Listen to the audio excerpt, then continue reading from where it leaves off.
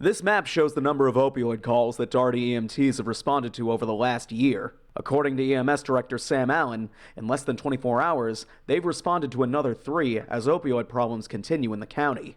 One of the patients required a total of 10 milligrams. They got 2 of these. When the medics got them in the back of the truck, they had to start an IV and they had to give Narcan through the IV access.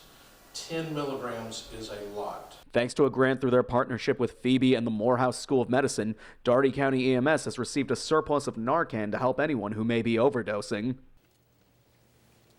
These nasal kits help to signal a major turning point for Daugherty County EMTs, as it helps them to fight what's been a very prevalent issue in the county. As Phoebe's Angie Barber says, each box they've received is another life that can be saved. It may take 1 box, it may take 2 boxes, it may take sometimes 3 or 4. Where years ago it may have had to have been given, in a different method, but now it can be given nasally. That's very simple. With a problem like opioid abuse persisting throughout the community, it's clear that it isn't just relegated to one area of Daugherty County. It's not one area of town. This is all over the city, all over the county.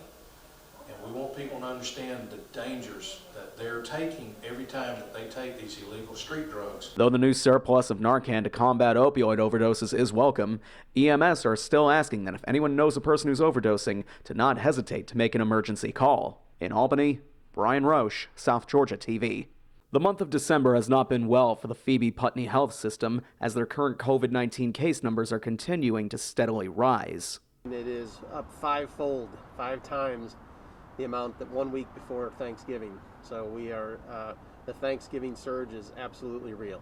With so many patients needing COVID care among others, the situation is stretching Phoebe's staff to their limits, as they're in need of several dozen additional nurses. We're getting close to being full. It's not necessarily the physical space, it's finding clinical staff. It's finding ICU nurses, it's finding med-surg nurses, it's finding intensivists. After recording their lowest case numbers since the start of the pandemic, there is growing concern among Phoebe officials that, if left unchecked, these holiday surges could lead to their highest amount of COVID-19 cases. If we surge from Christmas on top of that, we're at 100 today. We project we'll be, by February, we'll be greater than 160 patients here in Albany. Despite the outlook, though, Steiner says that there is some optimism as the health system continues to receive more doses of the COVID-19 vaccine. We have so far dispensed about 1,600 vaccinations.